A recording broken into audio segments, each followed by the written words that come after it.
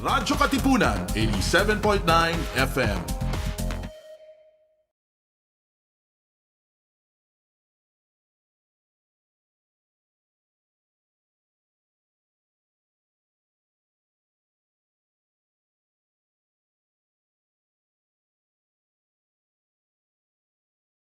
Radyo Katipunan, 87.9 FM. Radyo, radyo, radyo, radyo, radyo, radyo, radyo, Katipunan, radyo, Katipunan, radyo, Katipunan, radyo, radyo, radyo, Katipunan, radyo,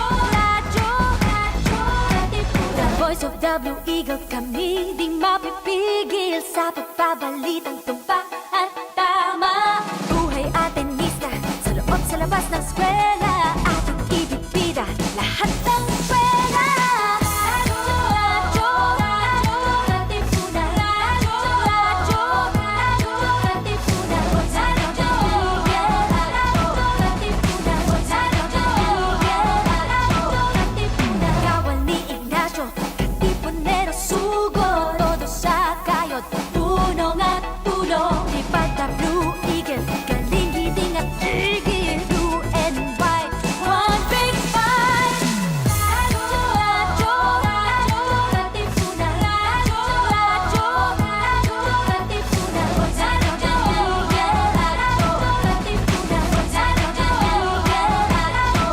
Katipunan, radyo, Katipunan.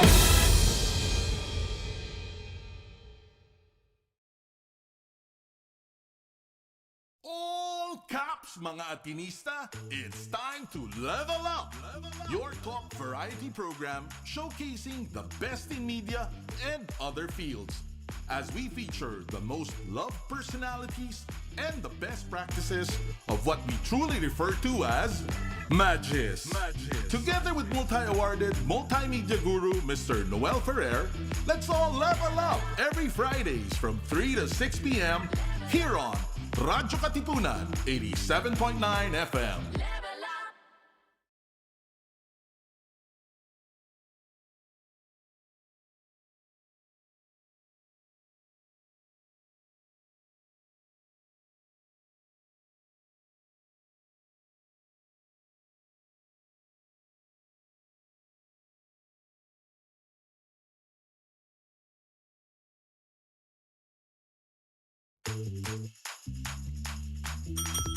All Kaps, mga kapamilya, kapuso, kapatid, kabarkada, mga katipuneros. It's time to level up with your host, multi-awarded multimedia guru Noel Ferrer here on All Kaps, Ateneo Level Up.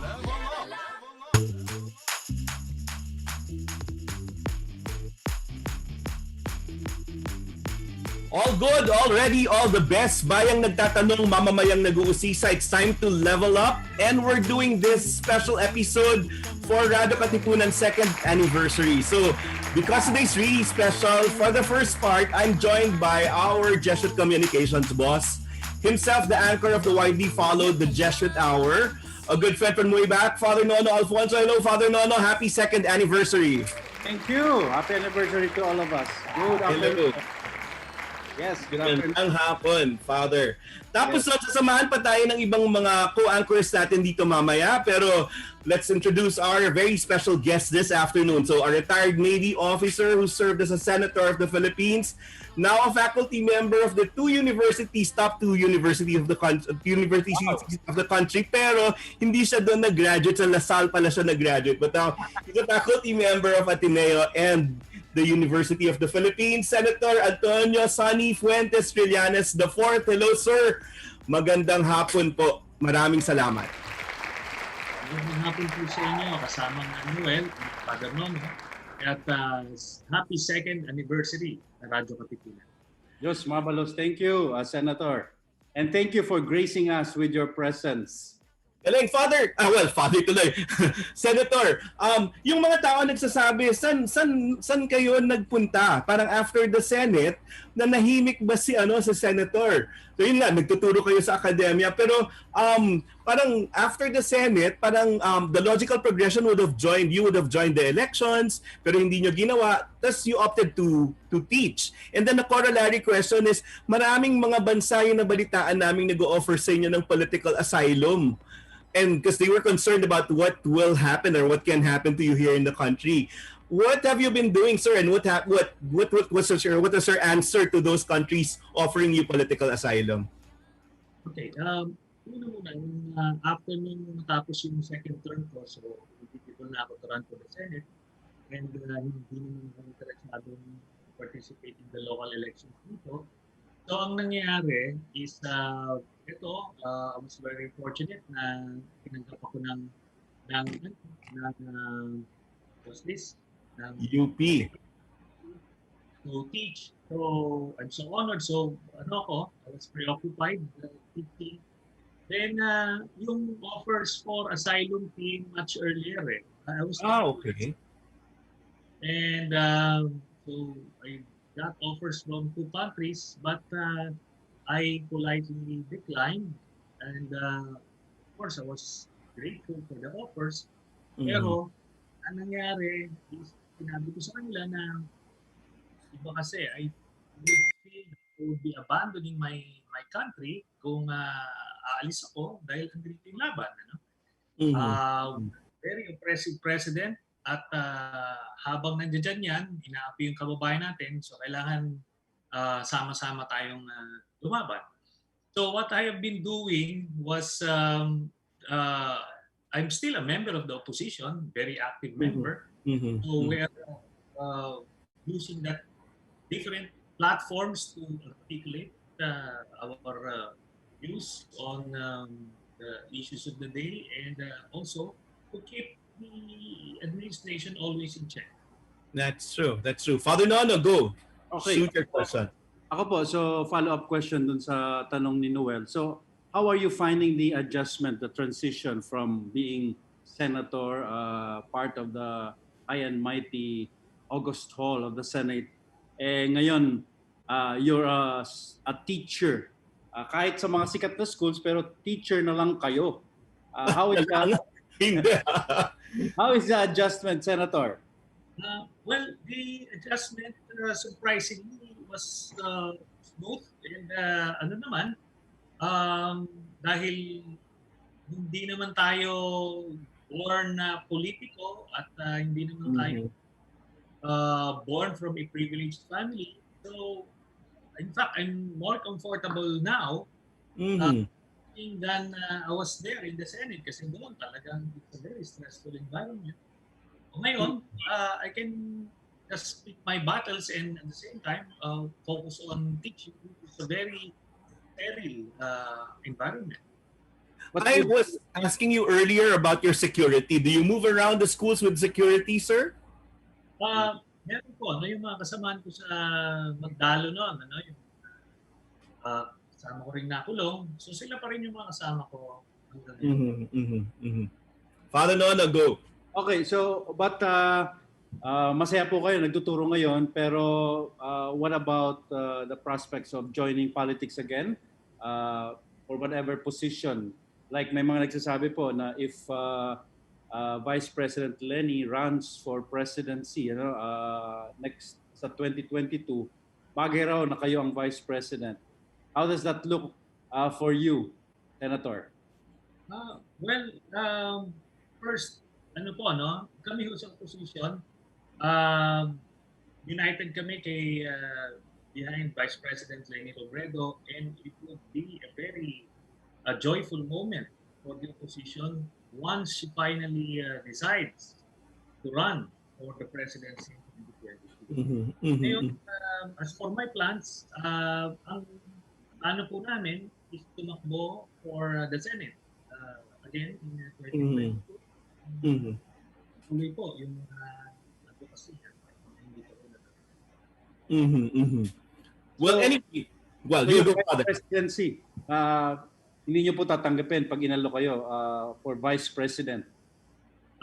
Well, masyado pa hong Aga. maaga and masyado presumptions po. But sa akin ho, first and foremost, si VP Lenny po, sa kanya ang focus ng opposition, he runs.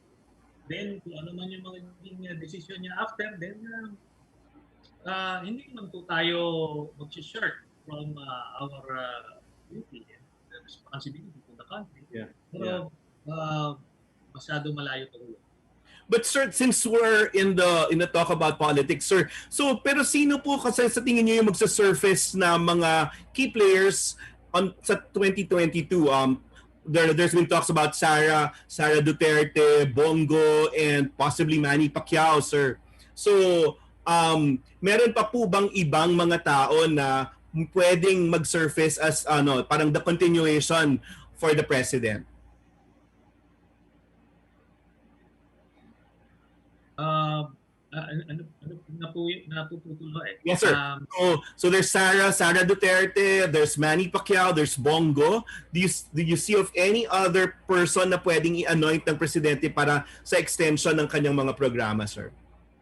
Ako, I believe ang gusto ni Duterte personally ay si Bongo. So kaya pinipilit niyang i-market ito, no? Talagang binibenta niya nilalako niya sa taong bayan. Yeah. Dahil I feel mas makokontrol niya kasi in his mind, makokontrol niya. Unlike si Sara, may sariling diskarte yan.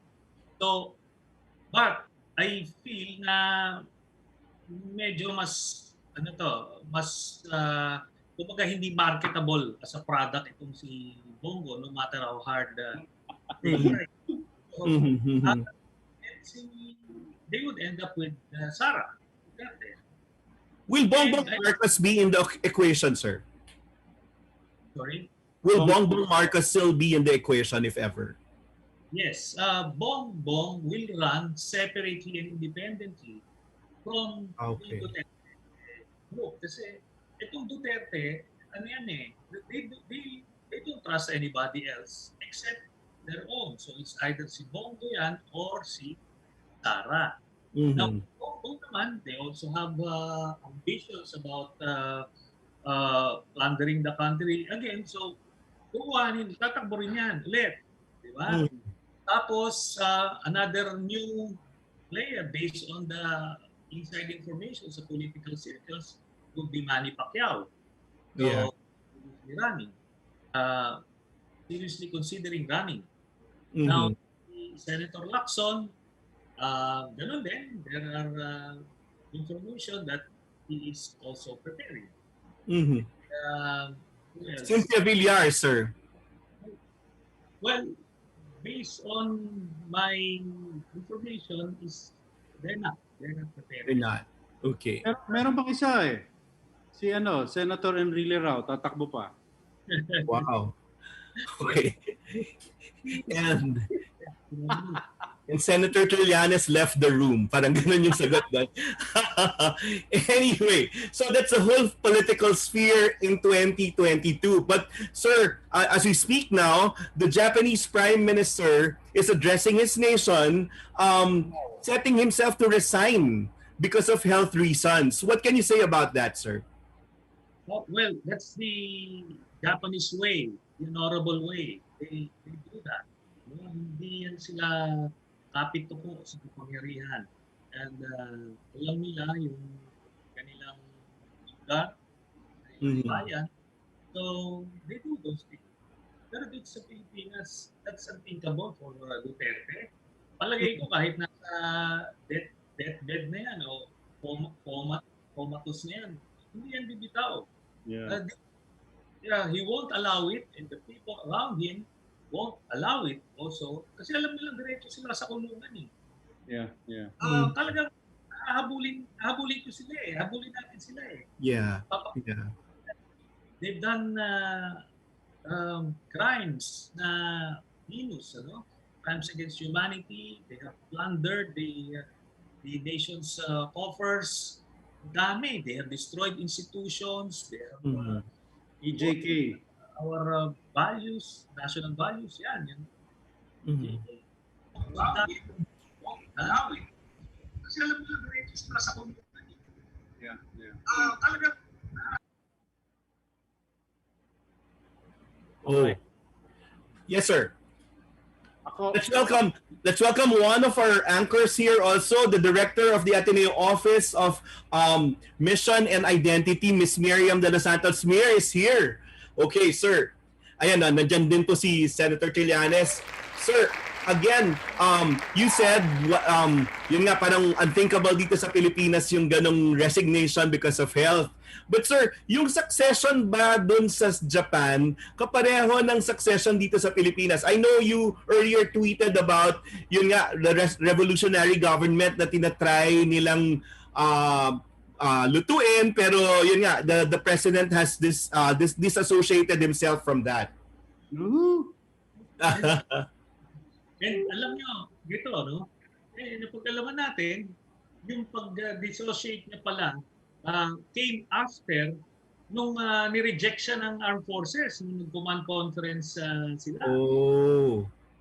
The generals articulated to him that they are not in favor of any unconstitutional moves, particularly itong Red Code na to. Kaya nung nag-national address siya, ay no choice siya. Pinapakita niyo kunyari wala siyang kailan, but he has floated it doon sa AFP leadership. Hindi lang ito. Senator Noel, pakiulit po, Senator Sonny, wala po yan sa news hindi namin alam yan. Scoop yan Well, actually, backstory yan actually na-report mo, yung statement ng chief of staff na they said that they will not support the revolutionary government. They said this in the command conference with Duterte.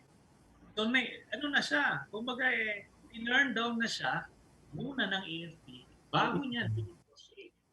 Kaya si Duterte, he has been articulating this publicly that he wants to have a revolutionary government so that he would have the executive, legislative, and judicial powers. Ano? So, tapos sasabihin niya, ano daw, pagka-ready na ang Pilipinas, saka ngayon siya magpapa-eleksyon. So, yun ang gusto niya mangyari. He will make the rule. Yes, sir. So you got that information from your fellow bistas, no? From the people in the military too. Yes. So, yun nga, I mentioned it was already publicly announced by the chief of staff. And prior to that, nag-statement itong mga respected elders ng PMA Alumni Association na they are denouncing itong revolutionary government na ito.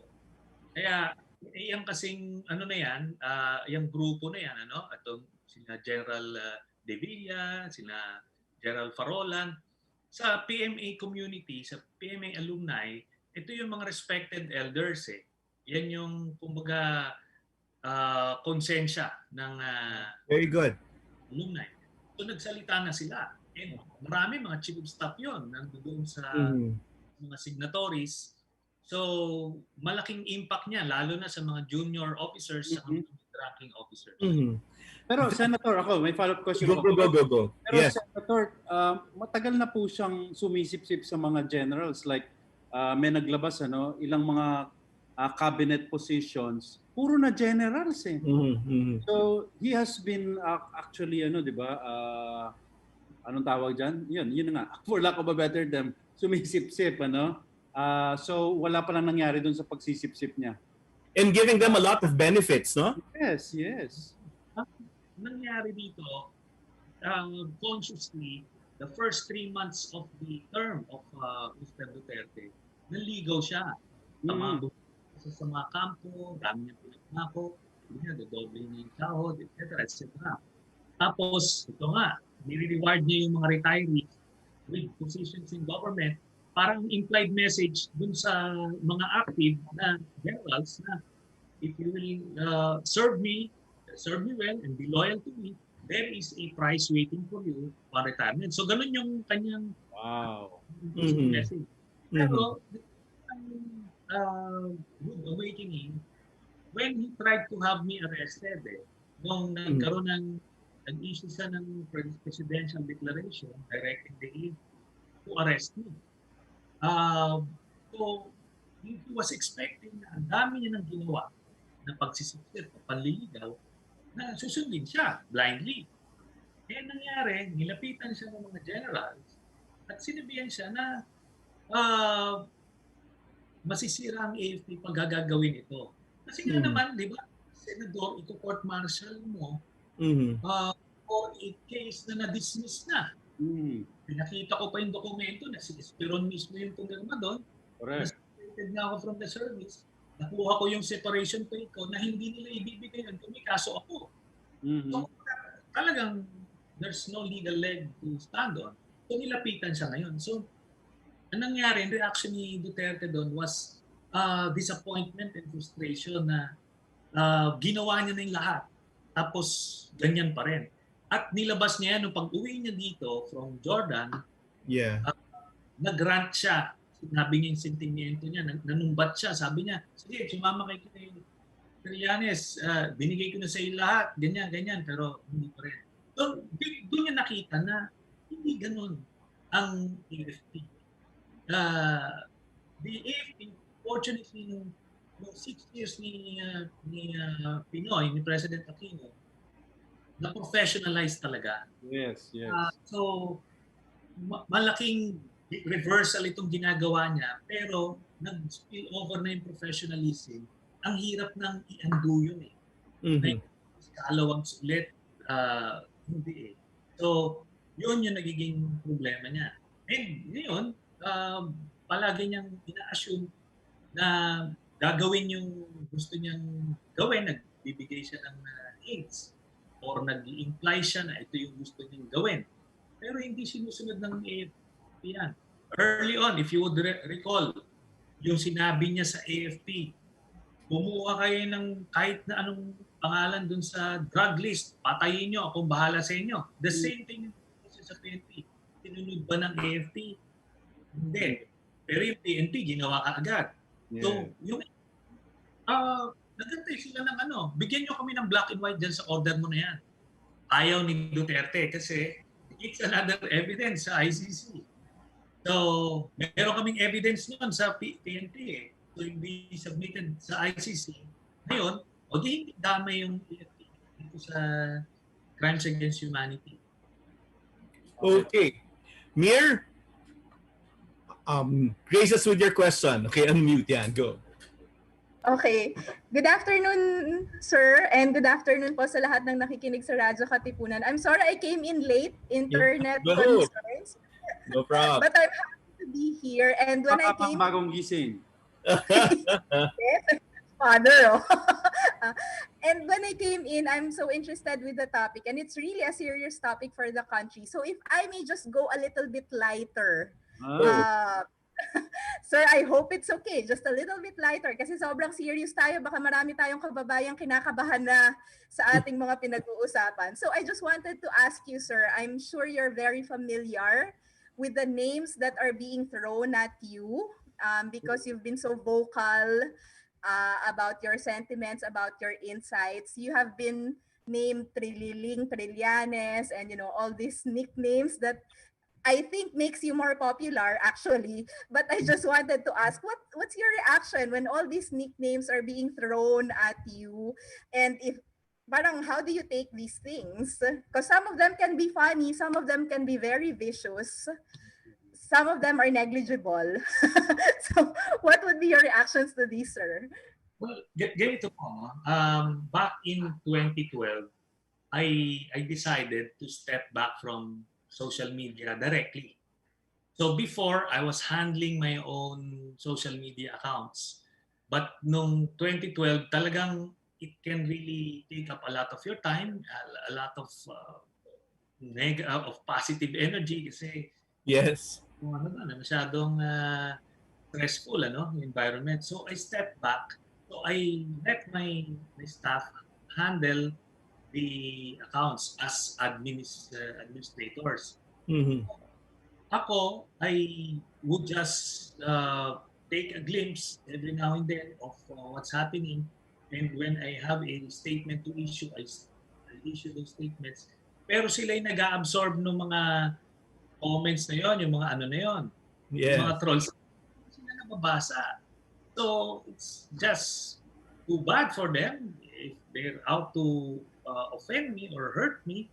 Pero hindi ko sila, pabang hindi sila nababasa, di wala. Wala. Pero yung content, sir, nanggagaling sa inyo naman. Kunyari, the quotations and the punchlines, they come from you. Come from me. So sa Twitter, kasi ganito, no, sa account namin sa Twitter, once i-troll mo ako o bastusin mo ako, delete, ban ka na. Kasi wala eh. Kumaga, yung mga trolls kasi na ganon, they're beyond reason, ano?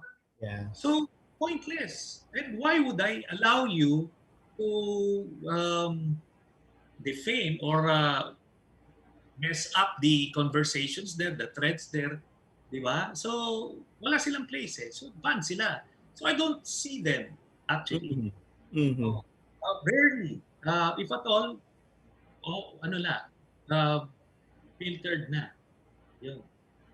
Pero, conscious naman ako dun sa mga legitimate na comments from well-meaning netizens. Kasi pag may mga constructive criticisms, nakikinig kami.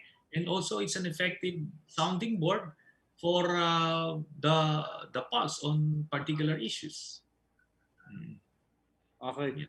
Ako, bago ako, may tanong ako, Senator, kasi maraming feedback na sa ating pong show, maraming feedback.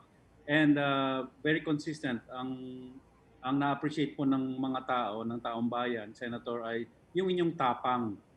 Saan daw po nanggagaling ang inyong tapang? Kasi nung especially last year, yung kasagsagan ng EJK, etc. Ako konti lang talaga yung kumukontra kay President Duterte. You were consistently one of the few. Saan po nanggagaling yung inyong tapang, Senator Sonny? Well, it helped na dati po akong nagalo. No? And at the same time, this is not the first time that I went up against the President. Tumayo na rin tayo laban kay DNA at mas mabigat yung laban. Nakatulong po ako for 7 years. And we feel that it is our duty as public servants na you can just allow these things to happen. Yeah. May sin of omission, Father, di ba? Yes. To look away while somebody is raping a person, you can't. Or the country, no? Kumaga, as an analogy, ganun eh. If you're witnessing a rape happening in your face, so in this case, the country is being raped by Duterte. So what do? Do you look the other way? Or you try to give it your best swing and hopefully ma-distract siya, makatakas yung babae. So yun yung sense of duty. More than hindi siya tapang per se, because I don't feel that I'm extraordinarily brave or I'm braver than the next fellow. I just feel that I have embraced this sense of duty or country na hindi ko pwedeng palagpasin lang. Parang ganun po, Father. That's a gift. So, Father, what's your message to Senator Trillanes before you go to your other apostolic duties? Ako, I'm like many, Senator Sonny, we are very thankful that you are there. Kasi marami po ngayon ang natatakot. Maraming takot, but kayo po yung iilan sa matatapang at dahil sa tapang ninyo, nagiging matapang na rin kami. So we really need you there. Kaya saludo po kami, Senator Sonny. Huwag niyo po kaming iiwanan. Maraming salamat, Father Nono. Kahit iwan mo kami ngayon, kami naman ni Mir ang magtatapang-tapangan para magtanong ng mga iba pang tanong para kay Senator. Thank you, Father. Thank you. Mir, Senator Sonny. Salamat, Father. Ito sinabala sa inyo. Okay, game. Sir, balik tayo dun sa pinakamalaking issue ngayon sa bansa natin. It's already been 167 days of our quarantined lives. How are you, sir, dealing with this? Well, we're doing what any responsible citizen has been doing. Pero ito na nga yung naging problema natin. We're just surviving on our own, instinctively.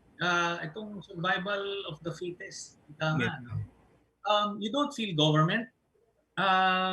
In fact, nararamdaman mo yung inadequacy and incompetence nitong gobyerno na to.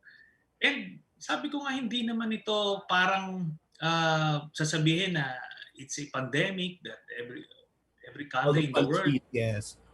But may mga bansa, especially even in Southeast Asia, that have dealt with this pandemic so much better than what this government doing. So, yun yung issue natin dito. And up to now, wala tayo talaga makitang concrete plan to contain the pandemic and at the same time to save the economy.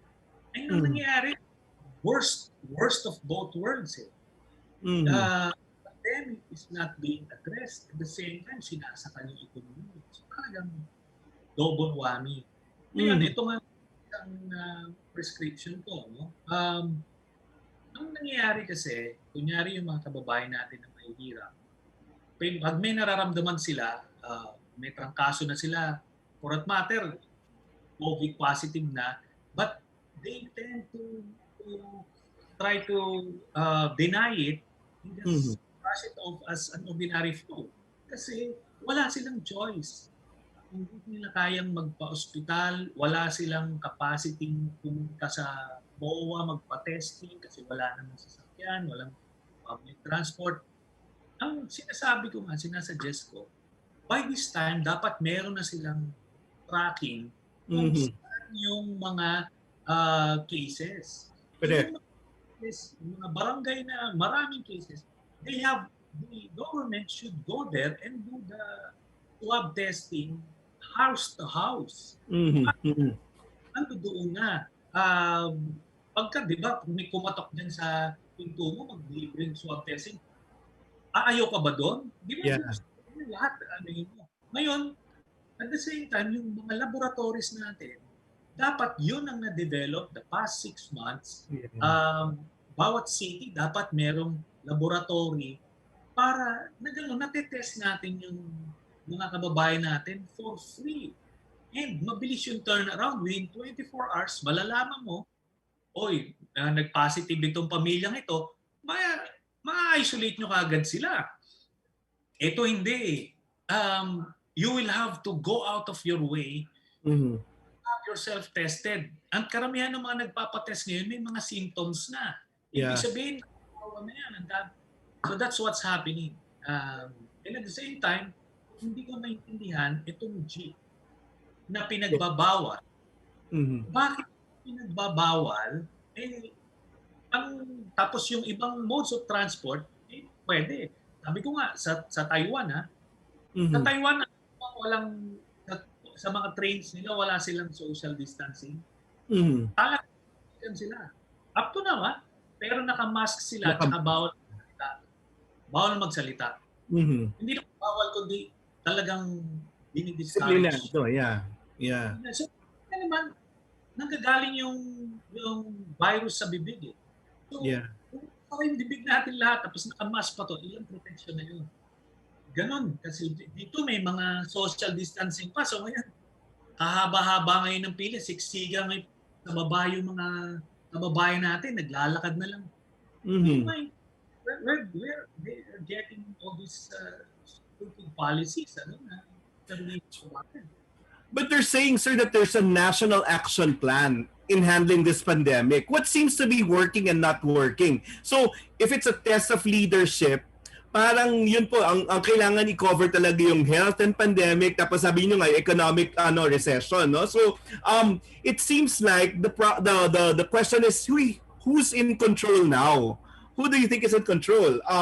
Dun sa Monday briefings actually natin, parang sinasabi niyo it's an endless rambling of things na yung optics nga, someone looking tired, rambling, medyo incoherent. So parang people would want to get a more parang informed and more assured pronouncement. So paano po, sir? Well, ang problema is the organization itself.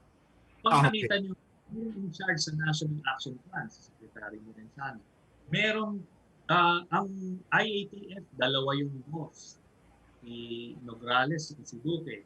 Pero may chief implementer pa, si General Galvez. Tapos meron pang 4 na czars. Yung organizational mess up nito na you don't know who's the boss. Dapat may isang boss na nag-execute ng isang plan. So, ganun na mangyayari ngayon. Ang dami nilang boss, tapos wala silang plan. There is no plan. Alam niyo yung, kung maalala niyo yung sinabi nila, lockdown, nagkaroon ng checkpoint. Nakita niyo yung kumpulan ng mga tao nun. Yeah. Tapos hindi pinumpel yung mask. I know this, kasi mid-March, nung pinupush ko, na gawin yung mandatory yung pagsuot ng mask. Nagbigay lang sila ng directive na gano'n, first week of April. So, nung nagpuntahan sa probinsya yung mga tao, nung nag-lockdown sila, doon kumalat. Yeah. Yeah. So, tapos nag-checkpoint ka, mga nakabaril ng fully armed yung mga PNP. Ano to? Di ba? Anong nonsense ito? Pinirelease yung checkpoint na nagsisigan yung mga kotse, yung mga tao. So, that's their plan. May hindi siya umubra. Pero, kung gagawin nila ulit yan, ganun pa rin yung nasa utak. Ang mag-checkpoint, mag-lockdown ng ganung style. Diba? So, Question, sir. Go. Kasi I'm thinking that, in your opinion, is the way they're handling the pandemic situation because of a lack of effectiveness, or is it because they're smart enough to think that while we're still so bogged down by the pandemic, we cannot do anything in terms of fighting if we wanted to fight whatever we need to fight in relation to what they're pulling off? So parang in your opinion, are they doing this because they're ineffective, or they're doing this because they're actually smart enough to know that while we're all so busy with the pandemic and with the economic situation, we really cannot move, and they're able to pull off what they want to pull off? well, I'm sorry to say, but I'm ruling out that option that they are smart, because they are not. Okay. They're simply ineffective and incompetent, and there is that lack of leadership. Kung effective si Duterte, dapat sa kanya yon, maliwanag yung picture kung ano yung ginagawa ng bawat moving parts. Pero nakita natin sa mga national address niya, he doesn't know what he's talking about. Di ba? Nagpapatawa ka, talagang parang high eh. Parang, kung alam mo lang talaga, parang, nag-shabu o kung ano man eh. Kasi wala sa hulog, ano? And imagine mo, in times of a crisis like this, gano'n yung namumuno sa'yo. Di ba parang, teka kung ganyan, every man for himself na lang. Bigay mo, advice ka na, ibabad mo sa gasolina yung mask mo. Di ba, kung may sumunod niyan, di patay. Di ba, gano'n na. Parang sa akin niya, this is not just a lack of leadership. Ako, I totally believe psychologically unfit to rule itong si So anyway, pwede sanang kuhanin ng mga underlings na yung responsibility kung effective ka. But ang problema, masyadong messed up yung organization. Yeah. Overlap sila ng functions, ang daming boss. So ngayon, walang pwedeng magsabi na ito yung gagawin. Kasi kukontra yung isa. And they have the same authority. Yun ang problema. That's a nice point, sir. Kasi Cure COVID Network, led by former DSWD Secretary Judy Togiwalo, has launched a signature campaign asking for two things: the replacement of the DOH Secretary, Secretary Duque, and changing of the composition ng IATF. What can you say about this? Alam niyo, kahit musunod yan, it will not solve the problem. Because the problem is Duterte. Di ba? Everybody is waiting for Duterte. And si Duterte is inaccessible. Ano dun siya eh? He's a once a week president eh. Parang sa kanya, quota na siya. Pag nakapag-bola na siya sa Monday night, parang bahala na kayo dyan until next Monday.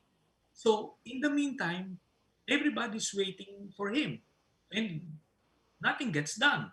Parang wala eh.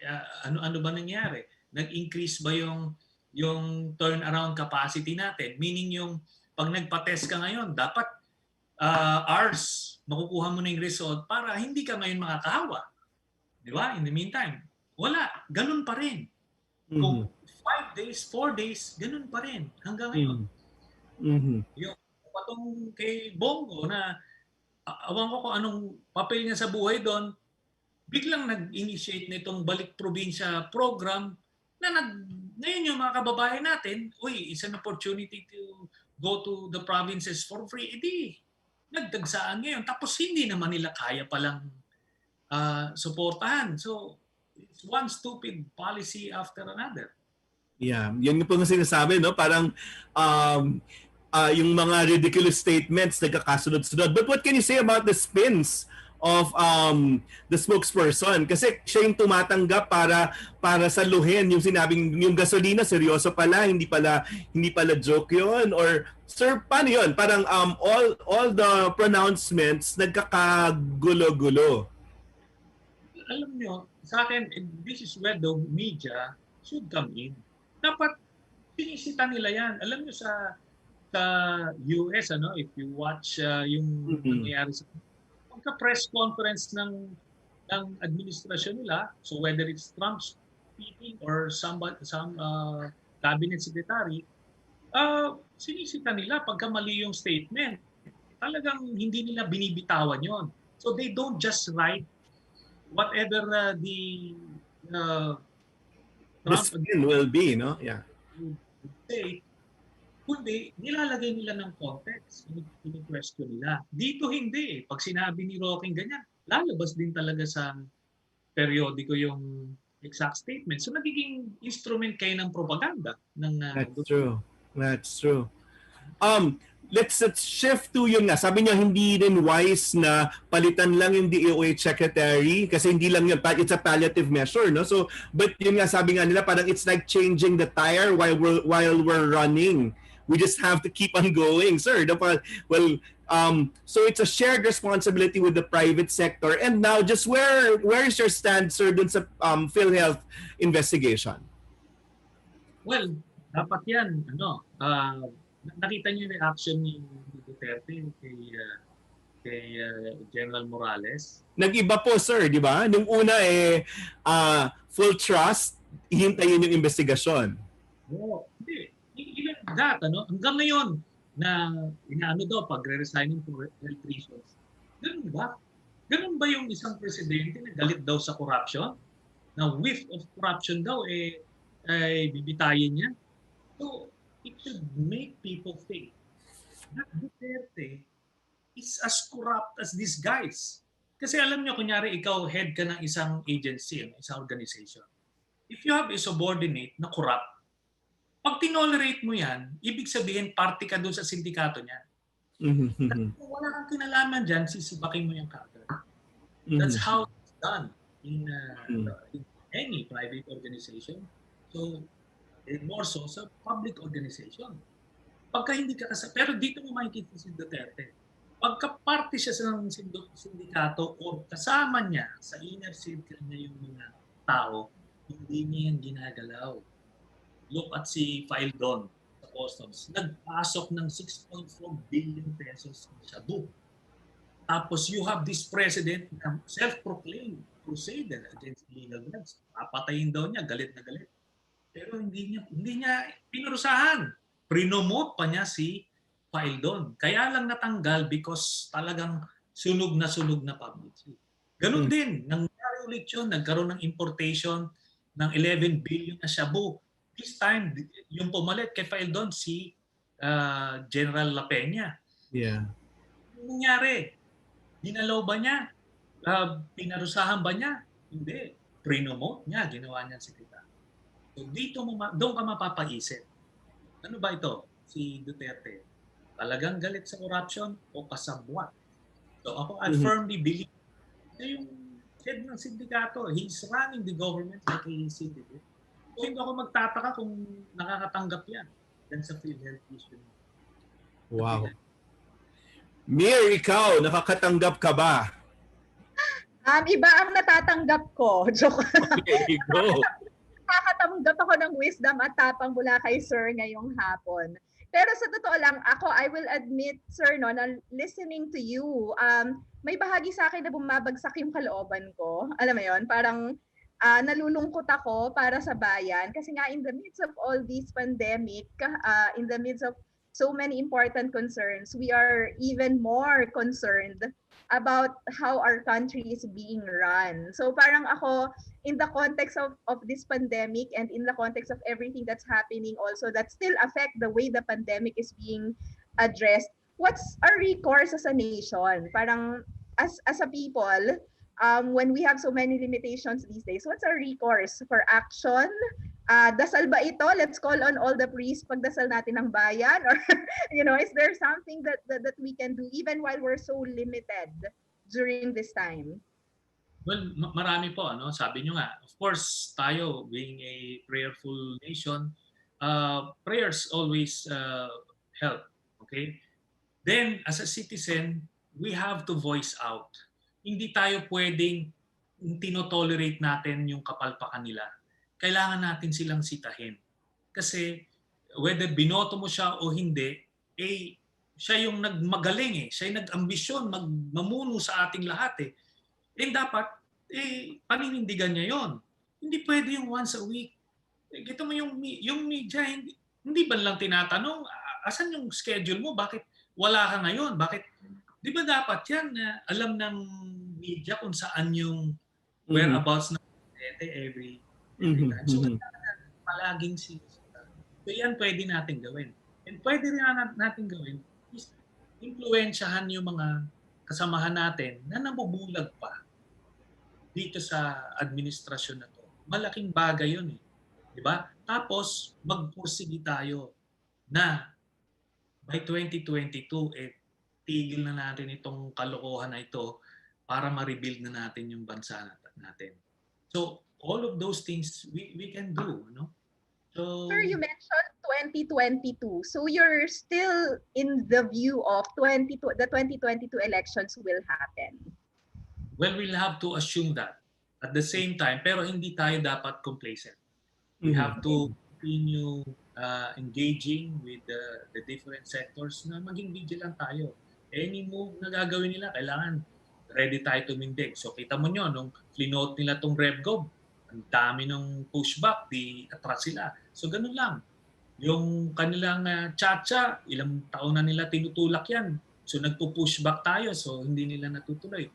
So darating yung eleksyon, kailangan ready tayo. Baka kasi masyado tayong nakatutok dun sa day-to-day battles. Pagdating ng 2022, maisahan na naman tayo. That's true.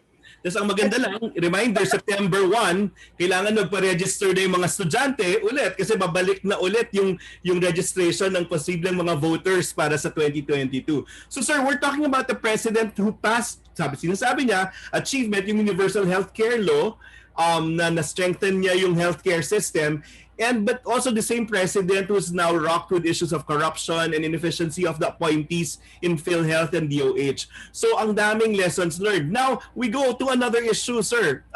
The Holo issue, which as well occupied the headlines recently.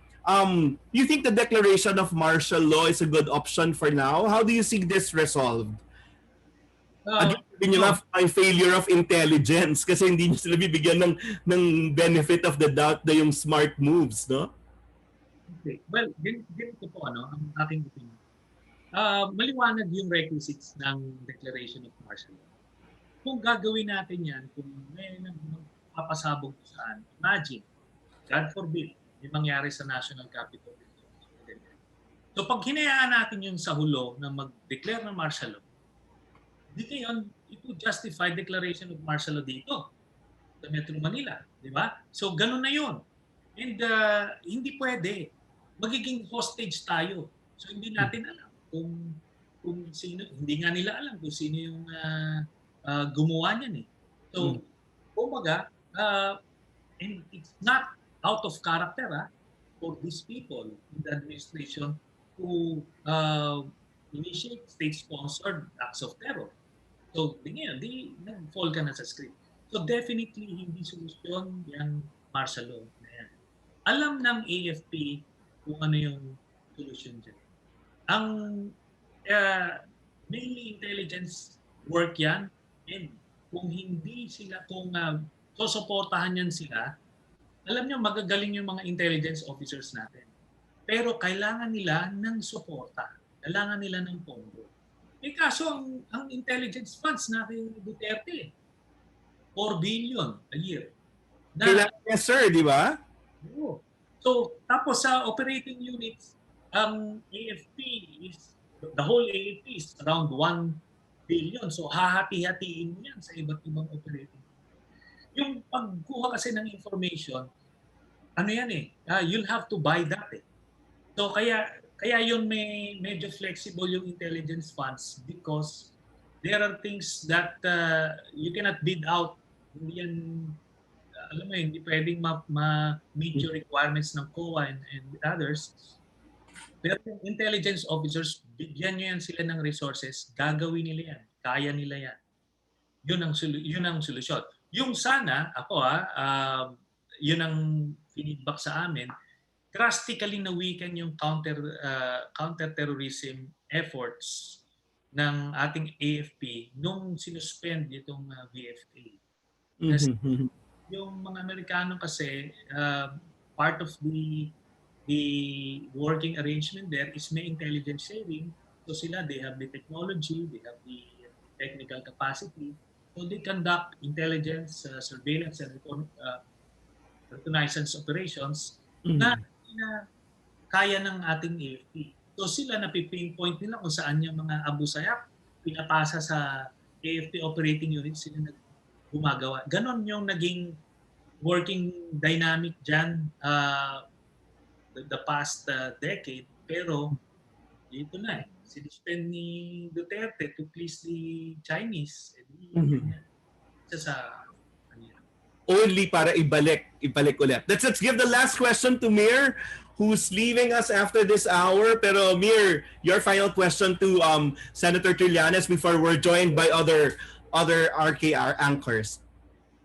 Sir, before I ask my question, just like Father Nona, I'd like to thank you for joining us this afternoon. And more importantly, I'd like to thank you for being such a vocal and honest and brave fighter for all of us. This is a time when so many confusions and anxieties are going on, and people who give light, who shed light on all these things are very, very much appreciated. So we'd like to thank you, sir. And of course, we'd like to wish you good health. We'd like to wish you safety. And we'd like to wish you God's blessings in whatever you're doing right now. And sa totoo lang, sir, baka mukhang Miss Universe tong tanong ko, no? And I would apologize for that. Pero gusto ko lang kasi dugtungan yung tinanong kanina, no, na parang saan nyo kinukuha yung tapang. Because my work in Ateneo is mission and identity.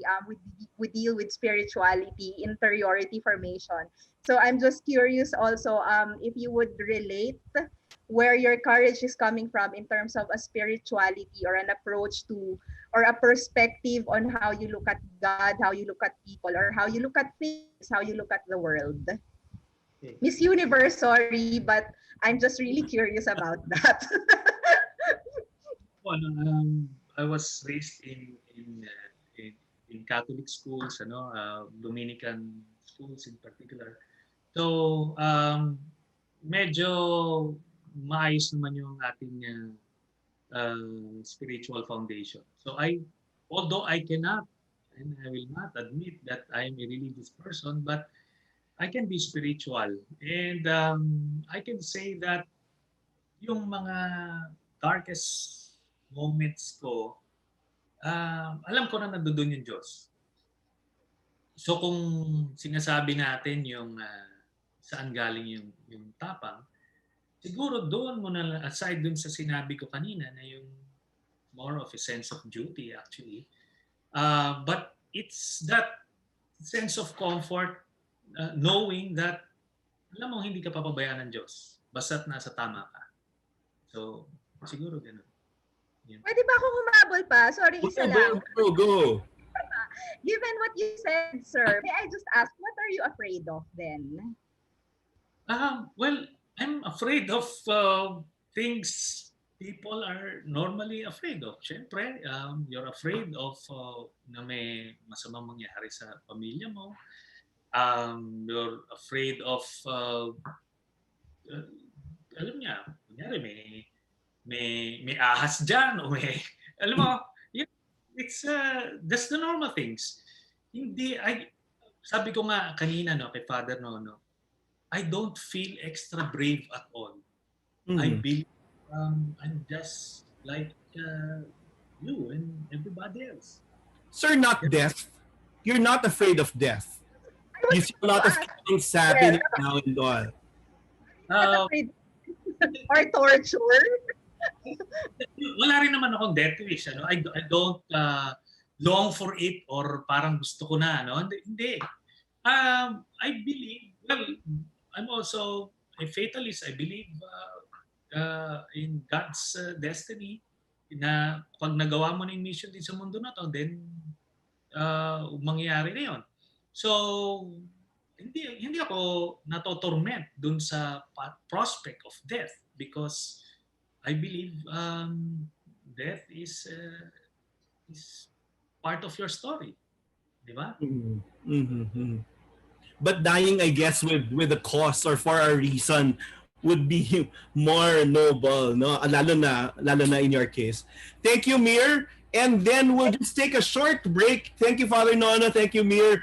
We'll be joined by other Radyo Katipunan anchors with Senator Sonny Trillanes dito lang sa Level Up ngayong second anniversary po ng Radyo Katipunan. We'll just take a short break.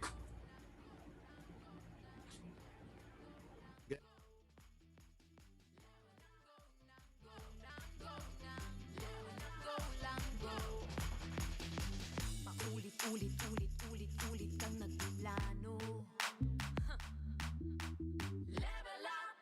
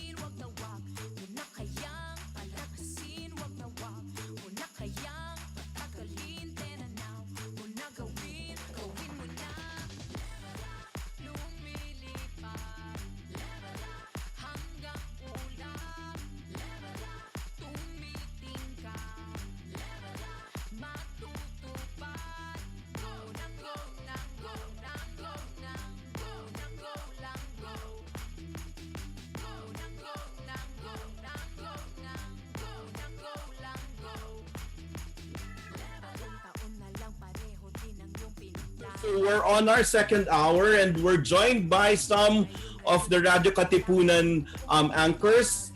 Here's Maxine Cruz, again, one of the student leaders. Hello. Anchor Flapback, hello. How are you? I'm okay. 107 days of our quarantine lives, still coping well? As well as I can get, I think as anyone can get during quarantine. So mamaya siguro maganda habang nagpe-prepare ka rin sa online education, di ba? Mamaya si Sir Yes. kasi si Senator Sonny magtuturo rin sa UP na online din. So tingnan natin yung preparation niya. We also are joined here by our station manager si Justin Pantino. Hello Justin. How are you? Okay. Sir, may papasok na lang mamaya sila ng ibang mga anchors, but let me get straight to some other issues now, sir. Ang sinasabi nila, sir, this government appears to be not capable of fixing problems involving corruption and peace and order. It's hard to say, but people have said it. Maraming hindi nasusolve. Ang nauuna yung mga kaso katulad ng ABS-CBN. So what does it say about, well, this administration on their resolve po dun sa mga ganong issues? Okay, I always maintain that Duterte is corrupt. Okay, I have presented the evidence in public. Yung meron siyang 2.4 billion pesos sa BPI accounts niya before he was president. So kung yung presidente corrupt, how can you possibly expect him to get rid of corruption? Okay, so ito mga kasabwat niya mga kasindikato niya And alam mo, I'm gathering a lot of documents and information about high levels of corruption na ginagawa nito administrasyon na to, how they are cornering big ticket projects, how they are shaking down businesses just to get shares of stock. So, ano yan? Ganon si Duterte. Pero kasi if you're working on the assumption that he is squeaky clean and that he is really a crusader against corruption, then you would be puzzled. Why is this happening? So ako, from a different perspective na alam ko na corrupt siya, so hindi ko nagugulat dito. Napapakulong. Remember, wala pa itong napapakulong na because of corruption.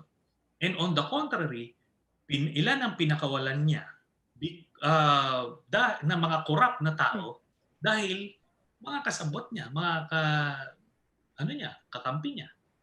Pero sir, bakit din walang outrage? Parang walang ganong karaming whistleblower to like say, uy, corrupt tong taong to. Hindi kasi nila alam. That's the problem. No? Kung sana role sana ng media, kaso talagang tinarget niya. He really focused on controlling the media. So the objective media gets to be harassed and eventually shut down like ABS-CBN. So sino ngayon? Who's now the watchdog of society? So kung walang watchdog, then therefore, the people would not have an idea about how these things are going. So maganda yung point ni sir, no? Parang media you think is also remiss of its duties in trying to challenge certain things about this government. Not because of or not by design or not because they want to, but because very effective yung pang-harass ni Duterte. Tinakot owners. Remember what Duterte did to the owners of Inquirer? Diba tinakot niya yung ibang businesses? So, nag-submit. Talagang lumuhod. Ngayon, they were filtering the stories reported by their field reporters. Nawawala yung mga negative stories against the administration or nato-tone down. So very effective yung pag-control niya ng media. At nawawala yung advertisements in some establishments like Inquirer. Yeah, Max, any question? Yeah. Oh, my questions really are on a very, very light note, kind of related to what we were talking to during the break. But how are you preparing for online classes? Yes, am scheduled to teach a class in Ateneo School of Government in October. So we are preparing our syllabus and the other materials that we would need. So how's the adjustment? Like I'm sure the preparation's very different from a real life classroom situation. So what's the difference between preparing for the regular school year and this online semester from your perspective? Uh, well, the level of preparation I believe is the same because I'm reading up on the same references, and the PowerPoint presentations that we would be using are basically the same. But probably the adjustment is on how we would be able to communicate to the students virtually, That's true. because Yes. you don't feel, you won't be able to see if they're as focused on you as compared to the ordinary classroom environment. So probably that's the challenge. But bringing it to a larger scale, sir, you think our educational system's ready for this? No, probably the more uh, prestigious schools and universities, but by and large, the public school system and some private schools, they're not ready at all. And the students and the parents uh, are not uh, ready for this as well, because it's a very different experience for everyone. Now, you can imagine, if you're imagining the situation of a middle class family, Yeah. probably manageable. But if you're looking at the urban and rural poor family conditions, then it's quite impossible uh, to imagine how this kind of online education would be effective, because they're not going to use laptops or tablets. Mm. They're going to use smartphones. Phones, yes. The next challenge is, what about the internet? Who's going to pay That's for it? right. So it has to be either Wi-Fi, or they will have to pay for Yes. a prepaid uh, only surf. So that's a challenge. Mm-hmm. Plus internet uh, connectivity. Mm-hmm. Mm-hmm. In Manila, probably you'd have a hundred Kakayanin. uh, population. Hindi ganun eh. Then there's this other challenge, which is the content. How will Yes. they uh, provide the content with the same uniformity or standard uh, on a national level? Because you can hear a lot of ideas eh. Pag pakinggan mo tong mga, Totoo. this is yung once a week um, address nila Duterte. You'll hear from Secretary Briones some bright ideas. But these are just ideas, because they cannot possibly implement those things. Yung sinasabi lang gagamitin yung radio. Television. Yung radio. Radio, yes, yes. How? How can you teach, let's say, math over the radio? It has to be visual, right? So it's just common sense. Now they're saying they will use the TV stations. So which station? There's no other station that has 100% coverage aside from ABS-CBN, which they shut down. So if you would use PPV4, for example, then there would be segments of the country who won't be able to see what's happening. So Mm-hmm.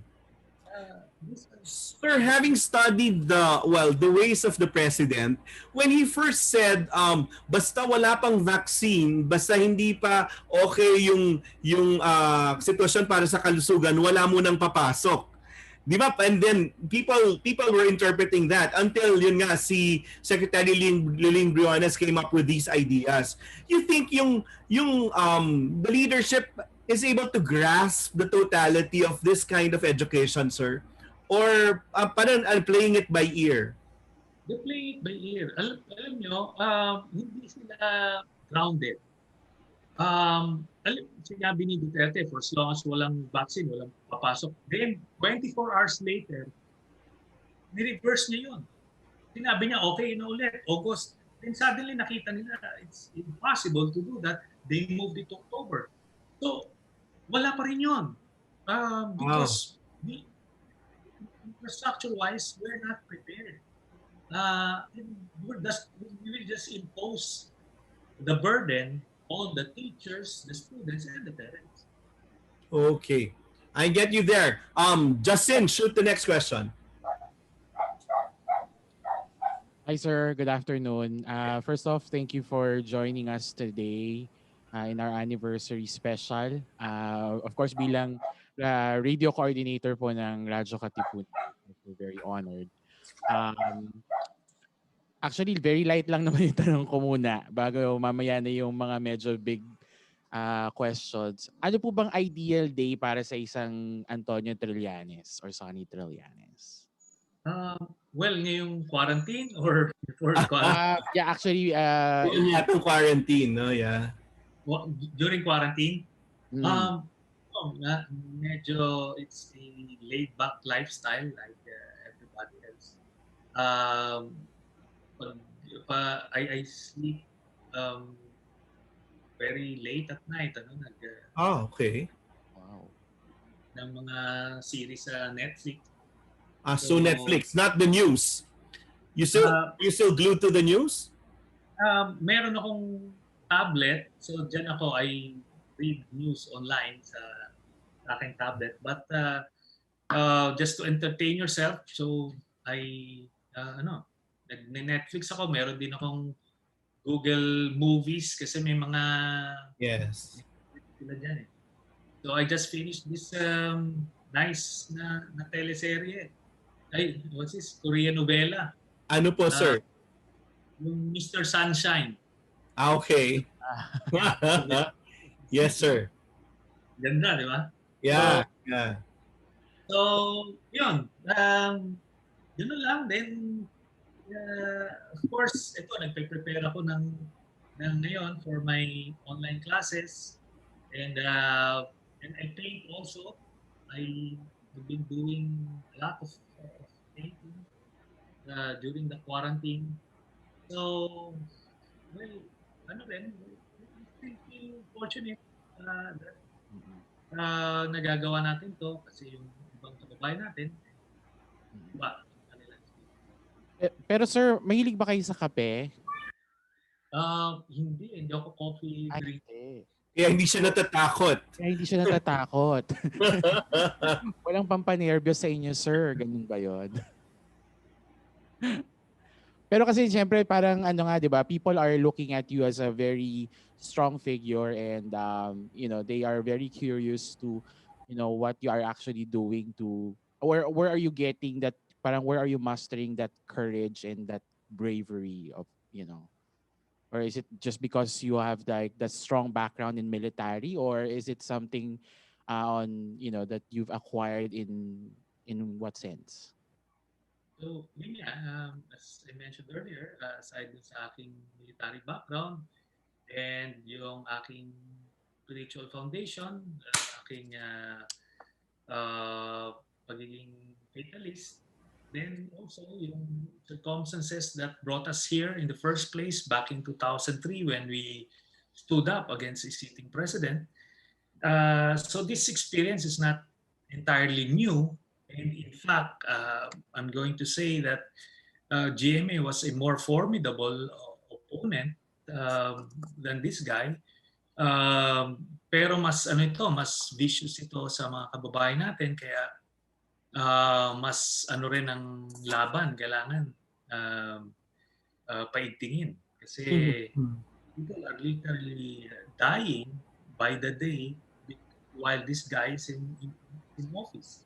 Either he's killing them or because of his incompetence, people are dying of hunger and COVID. Sir, since na-mention niyo yung GMA, where is she in the scheme of things now? At a certain point, we got information that she may be appointed as NEDA chief, while Carl Chua is parang an acting NEDA chief, no? But is she totally still for the president, or she's trying to distance herself from the president already? Well, people like GMA is for themselves. So if they're going to align with Duterte, it's out of convenience only. And as far as I know, GMA is still wishing to be the head of government or head of state. And her only chance is by being a prime minister, which won't happen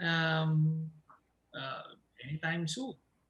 So probably by 2022, she would run again for Congress in Pampanga, and who knows if given that another opportunity to be speaker, she would definitely grab it.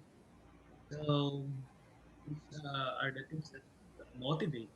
So she's still not critical to the president at this point. No, and she won't be. You don't expect these types of politicians to go up against the president. At least not at this time. Probably uh, during the campaign or but never while they're still relevant. Okay. Let's welcome Lester Mendiola. Sir Lester is the head of the Jesuit Music Ministry, another boss of Radyo Katipunan. Lester, shoot the next question. Hello, good afternoon, everyone. Hi, sir. I'm not sure if this question is already asked, but alam po natin papalapit na yung upcoming elections, and with the current state of the opposition, is there a united opposition? How strong is the opposition, and what's the plan of the opposition for the upcoming elections? The opposition is united under Vice President Leni Robredo, and we plan to field her as our candidate in 2022. Now, as to whether, as to our strength, right now, the opposition is still building up. As you know, we have been decimated during the past elections, but we saw some silver lining during that elections, and we feel that we're getting stronger by the day. People are waking up and having self-realizations about this administration. And we hope to build on that momentum by the time we vote for the next president of this country. And we're determined to win. So, Right. Mm-mm. That's a good point, sir. Let's go to another of your famous tweets this week about with Teddy Boy Locsin. You were asking about the plan, and he said yes, there's a plan. Sir, saan nagtapos yun? Kasi, well, pagpaplano pa rin dun sa COVID situation yung pinag-usapan. But before I go to another topic, which is the West Philippine Sea. Well, there's no plan. They're going to submit certain documents, but if there was a plan, then they would have articulated it. We would have heard it from either Duterte himself or one of his lieutenants. We heard of any plan. They're making PowerPoint presentations about all sorts of subjects, but there is no coherent plan. So that's where we are now.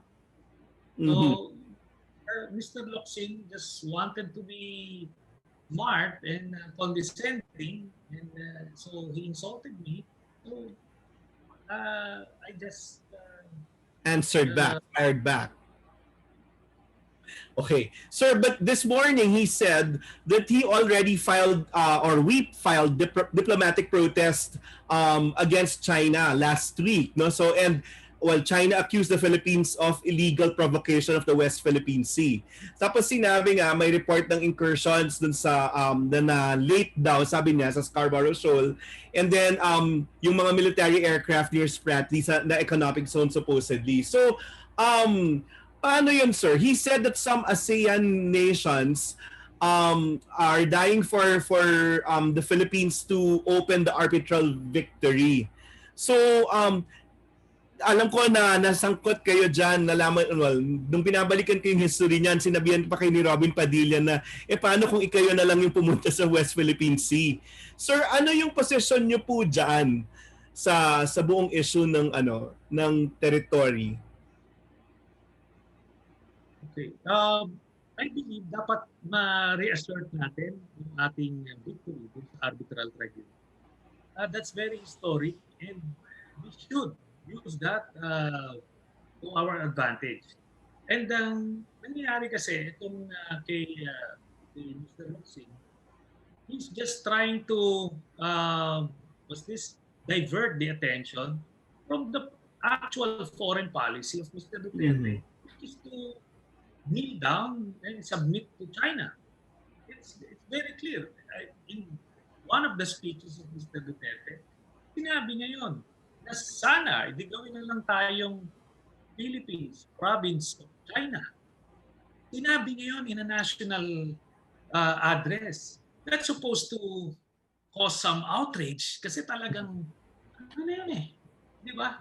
But sadly, sasabihin nila, they're making excuses for him, that it's just a joke. But time and again, we have witnessed, even itong COVID, hindi prohibit yung entry ng citizens from China at that point, and it allowed the spreading of the virus here in the country. So, doon mo makita how its subservience to China as a foreign policy has affected not only our territorial integrity, even in this COVID response. Yeah. So tuloy-tuloy pa po yung isyong yan. Kasama dyan, sir, yun nga, the Bayanihan We Heal as One 2 funding. Na so, I think they're stricter now for accountability. But do you think we have enough funds? Where will we get all these? How will these be disbursed? And how do we pay off the debts eventually, sir? Okay, the debts will be paid off by the next 3 or 4 administration. Now, as to the funds, I believe the government right now is not liquid. So they are forced to get loans just to finance the day-to-day operations of government. Itong mga inuutang nila, hindi ito necessarily pang COVID response. It's to cover the deficit, pampasweldo, pangbayad ng other government operations. So that's what's happening. Now, the Bayanihan 2 is a very weak response to this COVID pandemic. Kasi while other countries you would listen and you would hear about stimulus packages na talagang it would pour back money to the economy so it would be stimulated. But in this case, tinipid nila 175 billion lang ang inallocate. So you don't expect any support for the micro, small, medium enterprises who's right now at risk. Yes. They're very vulnerable.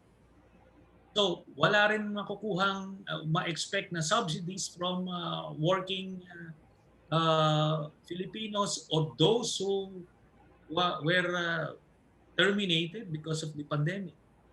So minimal ang rito, ang magiging tulong dito. So diyan mo makikita na messed up yung kanilang priorities. Yes, sir.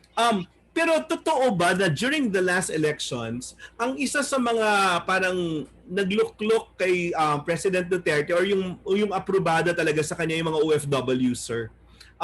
Pero ngayon, it seems like, yun nga, parang yung support ng mga OFWs, parang yun, nandun na rin yung pagtatanong nila dun sa pagsagot dun sa welfare, yung kinahinat na nila because of the COVID situation. As of now, sabi nga, may 177,000 pang OFW na i-repatriate.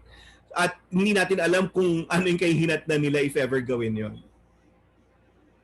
Well, it's a good awakening for our OFW clients because dito makikita natin na ano siya, na ang daming na ang dami nilang ginawa for this administration pero ngayon na sila ay nangangailangan, walang suporta sa kanila and they can't even go back to the provinces because of the situation.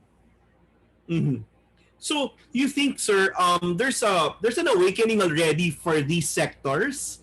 Umaaray ho ba sila? Kasi it seems like parang it's not projected as well as much in media.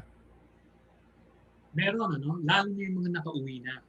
Pero yung mga OFWs pa rin natin na nasa abroad, sadly, kasi ang source of information nila are the same fake news generators of this administration.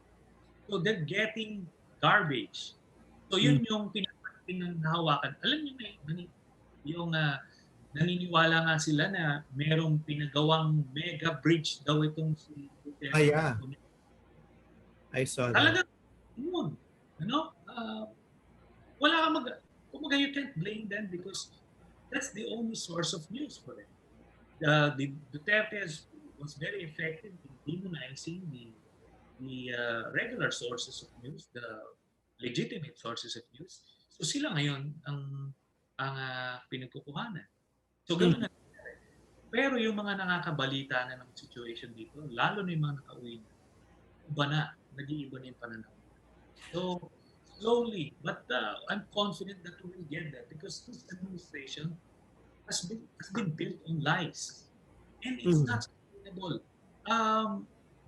The Nazi regime, which was very effective in propaganda, eventually fell. And these guys are amateurs compared to the Nazis, of course. So, darating tayo dyan. Sir, one last question before I turn over to my other co-anchors.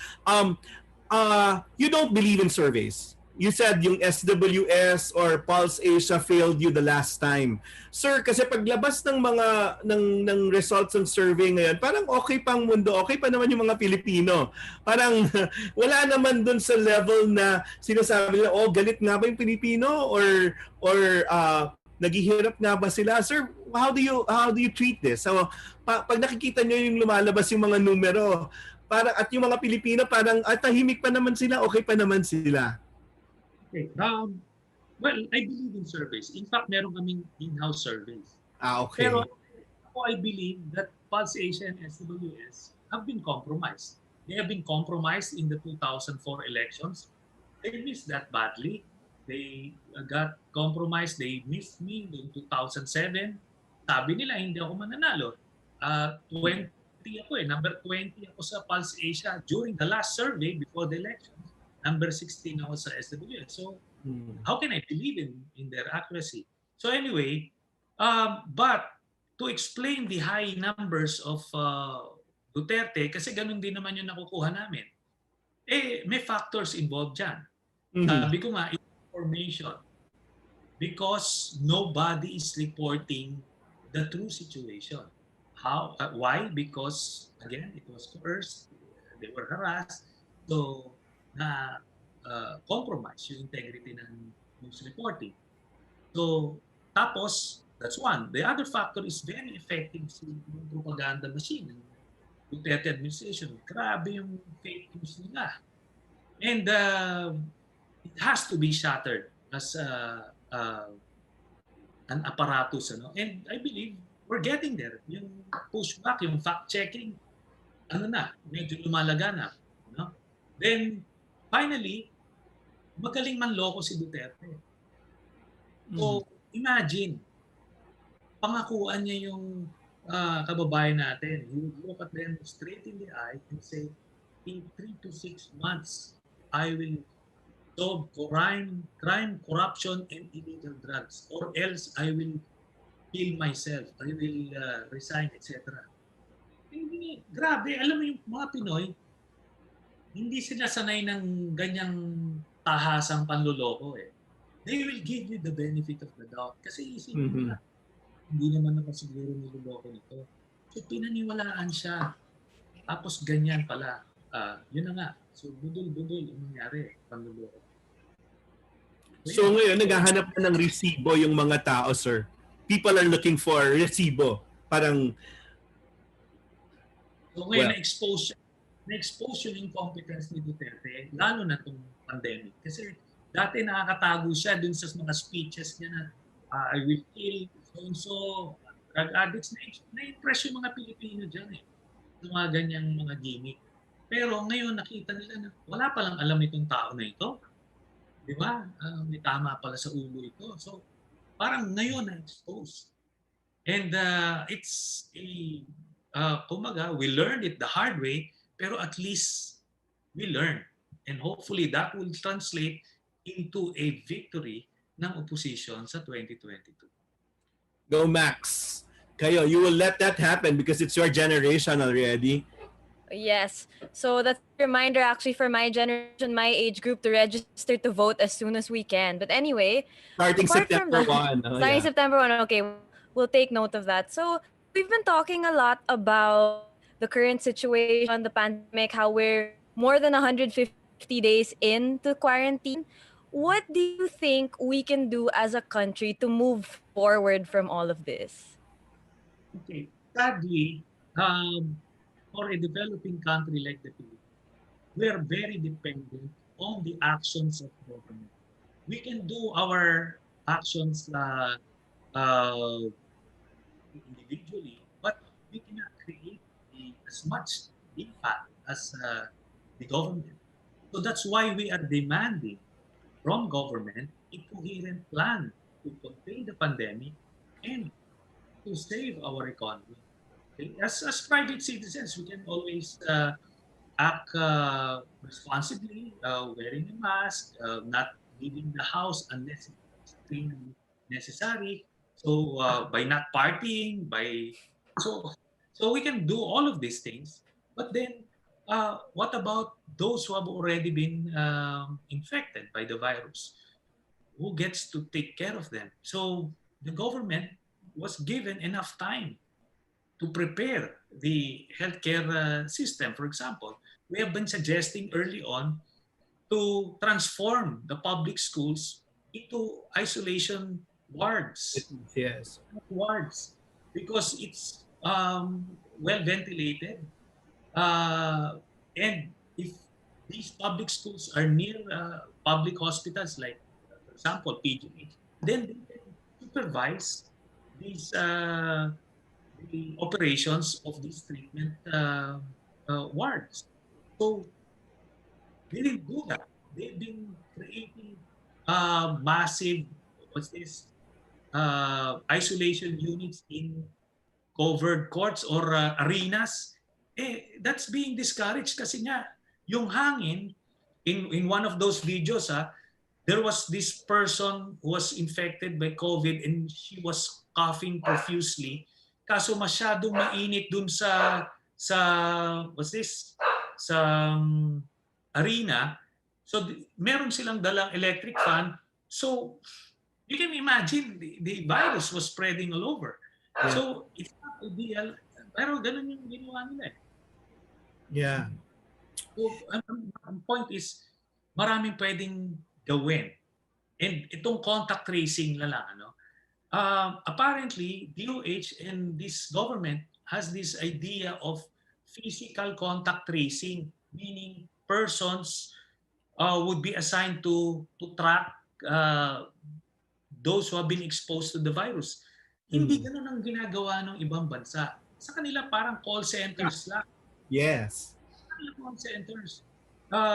Kung ikaw naging positive ka, i-intervene ka extensively, sino yung mga ano mo, tatawagan, can you give down the numbers? So, ibigay mo yung mga numbers. So, they will call, imo-monitor nila, or meron ka ba symptoms na ano, na-expose kayo, etc. So, ganun yung call center. And digital, yung iba yung medyo advanced pa, digital yung kanilang contact. Application eh. Yeah. May app. Ito, ang idea nila physical. I-hire daw yung mga jeepney drivers para daw may trabaho. So paano? They will be using their jeepneys? Ano ba yun? Bawal naman yung walang magpo-provide ng mga transportation sa kanila. Sino magte-train sa kanila? Ano lang sa kanila lang, basta makapagtapon lang ng idea doon sa kanilang brainstorming sessions weekly, kasi okay na Pero sabi ko nga, hindi ito, we're not walking in this thing blindly because other countries, again, have already successfully contained the virus. Meron silang ginagawa na pwede natin i-replicate. That's true.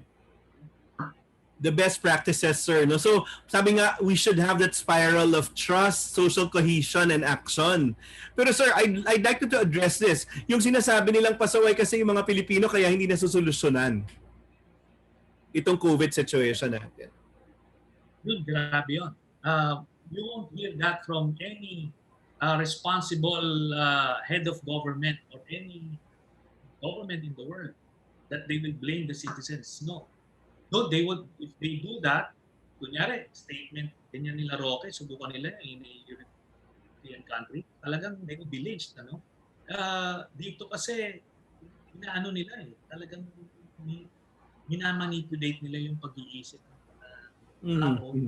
Parang yung battered wife syndrome. Syndrome, yes. Yung sisistihin, kaya ka binubugbog kasi kung may kasalanan. So, ikaw naman, na battered wife, tanggapin mo, tama, kasalanan ko, kaya I deserve it. Ganon Kaya, alam mo, grabing kasalanan itong mga tao na ito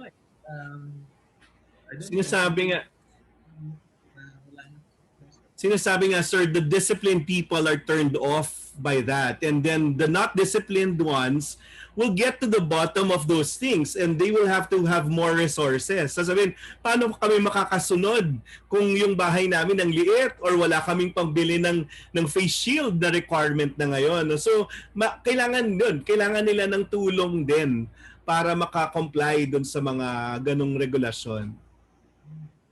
Wala kang magagawa kasi na third world country tayo. We're a developing country. So, may mga limitations tayo So, yung ini-impose natin, yung idea natin na yung middle class, how we practice quarantine, we cannot impose that on the urban poor Filipino family. Kasi we can imagine kung gaano kainit sa bahay nila. Tapos siksikan sila. So ngayon talagang lalabas ka just to get some fresh air. That's true. Sila for doing that. And samantalang tayo, we're at the luxury of our private homes. Parang it's unfair. That's true. Well, eto pong taong to hindi magpapabatter ever. So Justin, go.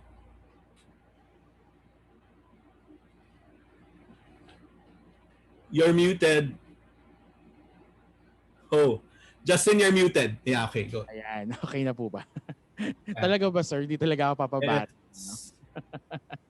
Pero, actually, I'm curious lang, sir, kung, actually, ito yung kaninang question ko dapat nung sisingit ako nung when you mentioned about being pitted with GMA.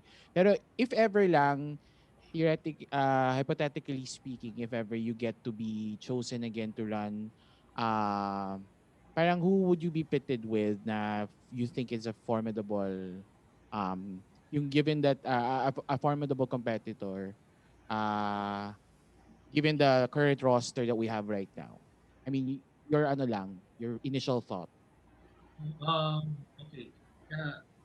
Kasi ganito, I mentioned earlier that the intention is to to run again for re-election in 2022. But if you're referring to the presidential elections, assuming Vice President Lenny would be the candidate of the opposition, who would be the formidable opponents? Um, she would Would there have, be any at all? pwede ba yan? Yeah. Would there be any Oh, at all? well, ang politically, ano pa rin, siyempre ang nakakalamang, pinaka-formidable would be Sara Duterte because he would be the administration candidate.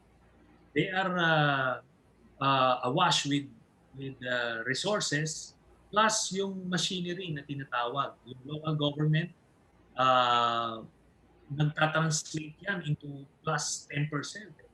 Kasi may command vote, ano yan sila, effect. So if the coalition, if this administration's coalition would hold in 2022, yung makinarya na yon eh makukuha nila. Pero pag mag-collapse yan, the same way nag-collapse noong 2010 kay GMA, nagpuntahan kay Pinoy pa yung ibang local government. So pwede yon. So it depends now on the momentum. If the local government officials would feel that Lenny would be the next president, or there's a big possibility that she would be president, then there would be a bandwagon effect. So they would start jumping and start supporting her, and it happened in 2010 again kay Pinoy. Ang daming officials ni GMA noon na nag-defect at tumalon sa kanya. So, pinaka-formidable si Sara Duterte. Bongbong Marcos is also formidable because meron silang base, yung Ilocano base. Hindi naman siya lumalaki, pero hindi rin siya lumiliit kasi iba yung loyalty nila. Pag Ilocano sila, parang it's almost a religion to be worshiping the Marcoses. Well, of course, lahat yan. May mga Ilocano rin hindi. Then, you have Manny Pacquiao. Manny Pacquiao is formidable in the sense that he could have that narrative of rags to riches story that the masa can identify with him, that he could be their champion. So, these people are formidable. Isko Moreno also, meron siyang potential to be a rock star in the next campaign. So, yun, that's what Lenny Robredo is up against in the coming election. So, hindi to madali. Yeah. At marami pa sigurong ibang mga personalities na uusbong, no? So, Ping Lacson is where, sir, in that configuration? Well, si Senator Lacson has this appeal with the Filipino-Chinese community, some elements of the middle class, but sadly, may problema sa connect sa masa. Alam nyo, yung for elected officials like us, that's the challenge. It's also our problem paano mag-communicate, mag-connect sa masa. Yun naman master ni Duterte, naman. But don't you see him as part of the opposition also? Is it a possibility that he'll join your group? Definitely not. Senator Lacson is part of the administration. I have yet to see him openly talk against Duterte. There are so many opportunities to do that, but he has chosen to align with him up to this point. So up to this point, he's being treated as a member of the Duterte coalition. Oh, okay. So does that explain his involvement or parang him championing the anti-terror law? No, I believe that's more of an advocacy for him. Advocacy on Senator Lacson. Okay. But again, we have been pointing out to him that if you give these weapons, these tools to an oppressive administration, then what would you expect? They would use it and oppress people, precisely. And I cited the example of when Senator Lacson pushed for uh, the having for the CIDG to have the authority to subpoena, uh, issue a subpoena. I told him that it would be used politically by the CIDG, Mhm. and he also gave assurances that it won't be used politically. But lo and behold, the first subpoena issued by CIDG was for me, for a libel case Mhm. filed by Duterte. So, doon mo makikita, di ba? Binigyan mo ng weapon eh, hindi gagamitin. Gagamitin sa'yo. Gagamitin lang. Okay, thank you for setting that connection. Lester, go. Sir, my question is, if, say, for example, someone from the opposition would emerge as a president in 2022, what do you think, given the situation that we have, ang laki ng utang natin, ang daming namamatay sa pandemic, what would the future look like for Filipinos? Okay. By 2022, hopefully, this pandemic would have been checked already because of the vaccines. And by then, we would really know what this virus is all about. So hopefully, we can get that out of the way. The focus would now be on economic recovery. So the next president, for assuming the opposition would win, should hit the ground running. There's no time for any learning curve here. You should have an economic plan in place. So our idea is an aggressive and generous stimulus package that will generate employment. We should also Mhm. have this emergency employment plan, uh, pero hindi ito dole outs. It's for work generated, but of course may mga konting leeway dun sa mga traditional labor laws natin. So that's what they did during the depression in the US. So yon, capacity building, employment generation, stimulus package for micro and SMEs. So ganun talaga, simultaneously and immediately. So yun ang magiging focus. And of course, at the same time, we would have to slowly restore our democratic institutions. Palalakasin natin ulit dapat yung media, yung civil society, even Congress. Hindi Mhm. na pwede yung lakit and the judicial system. So all of these things should be done simultaneously and on the first day. So, but I'm confident na yun na nga, if kung opposition ang mananalo, ganyan yung mangyayari. We can start rebuilding the country from day one. Ganda lang, sir. Kaya lang yun. Another factor, yung kamay na bakal, won't the Filipinos look for that anymore? Sabi nga nila doon sa COVID responses sa buong mundo, hindi nag-work yung kamay na bakal. Hindi na siguro na kasi pag nakikita mo yung pattern dito, Marcos was kamay na bakal, then Cory was not. Di ba? Tapos sinabi nila si GMA, kamay na bakal, Pinoy was not. Di ba? So hindi naman palaging yun ang hinahanap eh. Depende sa kung anong napapanahon. At yun ang, kumbaga, yung pinaka-challenge, especially for the opposition, is how we would be able to present ourselves as the solution now to a post-Duterte situation. No, kung paano natin naiaawin yung bansa on all fronts. Hindi lang itong economic recovery. We still have this unfulfilled dream of peace in Mindanao. And it can be done. Lahat ito, ano to eh, pwedeng gawin kung ready ka, prepared ka, at kung gusto mong gawin. That's true.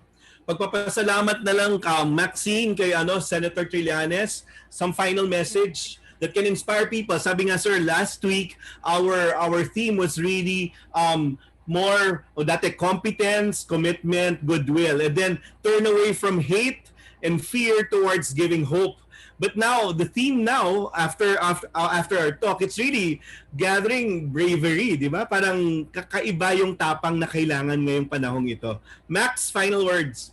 Yes, that's right. So I just want to bring back something Senator Trillanes said earlier, which was that what we need to do right now is to really listen to each other. And this applies for whether, no matter who you are, whether you're a citizen, politician, part of the government, it's important that we keep our hearts and minds open. We're open to what other people have to say because earlier we mentioned that Taiwan, we mentioned New Zealand, and that they're experiencing healing right now. And it's healing that we want. And in order to achieve this, we need to listen to each other and to the experts. So they achieved this healing because they listened to their health experts. Doing that, the government echoed it to the people, and the people listened to the government. That's something we need to do right now. No one should be afraid to speak up, and at the same time, no one should be afraid to take the advice, especially us. So I think right now as a country, we can try to learn from these neighboring countries. And as mentioned earlier, these neighboring countries are also very willing to share. It's just up to us to take the help that they're willing to give.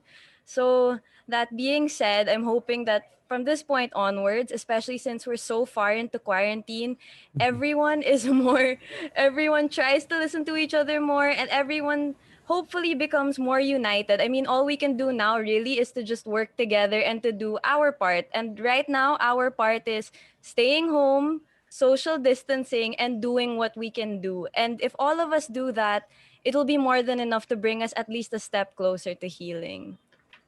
Thank you, Max. Lester, some final words before Senator Trillanes. Siguro sa akin lang, let's continue to be active citizens and making sure that we speak out with regards to any wrongdoing that we see, because that's our venue to air out our concerns. And then to those who are not registered, you are given a chance to vote. Go out and vote. September 1, I think We can those who are register. not registered can register Noted. already. And then siguro isa pa is let's continue to fact check. Let's be responsible netizens. Let's make sure that we call out fake news. Many news agencies, online news agencies are doing that already, but we need to support those institutions as responsible citizens. That's all. Thank you, Lester. Justin, final word before you cut us on air. No. No, as long as we have people like Senator Trillanes around, we will have that glimmer of hope, no? That we can, of course, we can fight this, and we can prevail, or we will prevail. And of course, the same principles that Senator Trillanes is fighting for will also be the same principles that we as a media organization here in Radyo Katipunan will be also standing and fighting for. So maraming salamat po. Thank you, Justin, and happy anniversary to us. Sir, we'll give you the final word. Thank you very much for gracing our second anniversary. Nice, no? Our first anniversary was graced by VP Lenny, and now we have Senator Trillanes for our second anniversary. Well, again, I would like to wish you a happy second anniversary, and thank you for this opportunity to be heard by your station and your listeners. Well, Father Nono, Maxine, Lester, and Justin, it was an honor and privilege to be given this opportunity. And ang mensahe ko is dito sa situation, while we look bleak and they cause some despair and depression, but there's always hope. And I believe tayo as a people, we are a resilient nation, and we have overcome worse odds before, and we will overcome again. So sama-sama lang tayo dito, and we will take this thing one day at a time until yun na nga, will be given that opportunity to rebuild this country once again. So, salamat po sa inyo. Maraming salamat, sir. Again, we turn away from hate and fear and work towards giving hope. And in giving hope this week, as Senator Trillanes said, the last week of August, the anniversary of Radyo Katipunan, the call during this time is to be brave. So, we be relevant and stay relevant. Maraming salamat po sa pag-level up sa amin. Tomorrow's another day. Sabi nga sa hulit-hulit, kung walang ibang maaasahan, it's taking care of ourselves and each other. So yan yung gagawin po natin. Maraming salamat, sir. Maraming salamat sa mga kasama namin sa Radyo Katipunan. Magkikita-kita ka pa tayo, sir.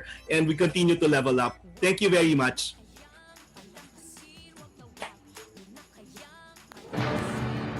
Salamat.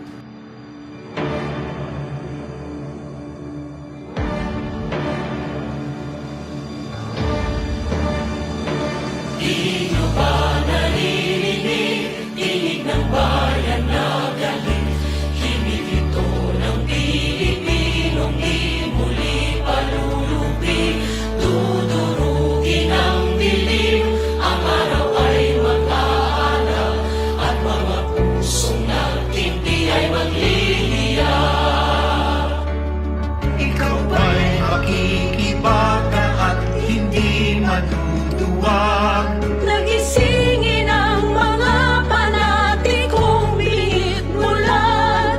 Kasinungalingan labanan hanggang mabuwag. Di nyo ba naririnig? Tinig ng bayan na galing.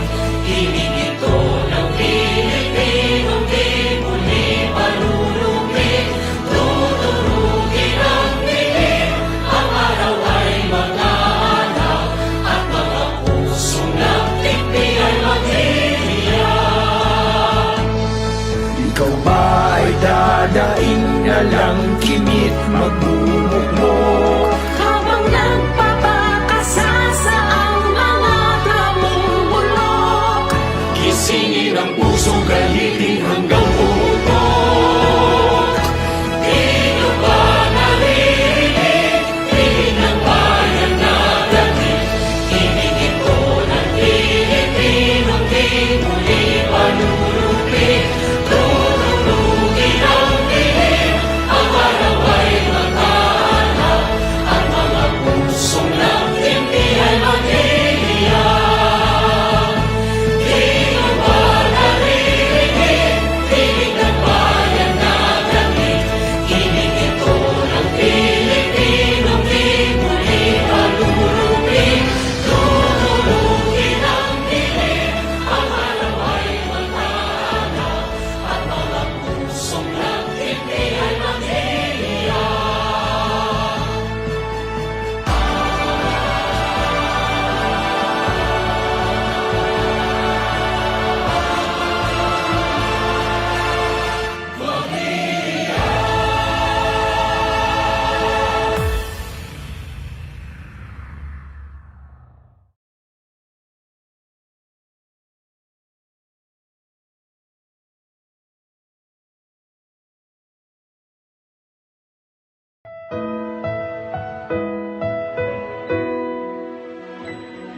Di kailanman mapipigilan pagbuhos ng ulan. Ang buhay sadyang ganyan. At kaya ng papago-pagong pag-ihip ng hangin. Lahat ay lilipas at magsasalita. Huwag kang mabahala, huwag mataranta. Hindi kailangan ang mag-alilangan pa. Isipin mo laging nandito lamang ang aking balikat, sa'yo'y nakaabang. Asahan mo, hindi ka iiwan sa mundo. Lahat may hangganan, asahan mo. Wala nang atrasan sa iyong bawat hakbang na pupuntahan. kailanman, agad akong nandyan. Sa tawag mo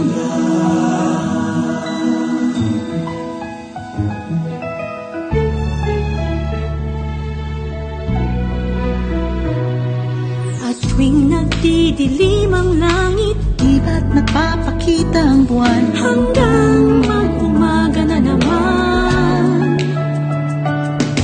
Tara't hintayin na natin magsikat ang iyong araw hanggang sa magliwanag muli ang lahat. Asahan mo, hindi ka iiwan sa mundo. Lahat may hangganan, asahan mo. Wala nang atrasan sa iyong bawat hakbang na pupuntahan. Pangako kailanman, agad akong nandyan, sa tawag mo. Asahan mo, hindi ka iiwan sa mundo. Lahat may hangganan, asahan mo. Wala nang atrasan sa iyong bawat hakbang na pupuntahan. Pangako kailanman, agad akong nandyan, sa tawag mo lang.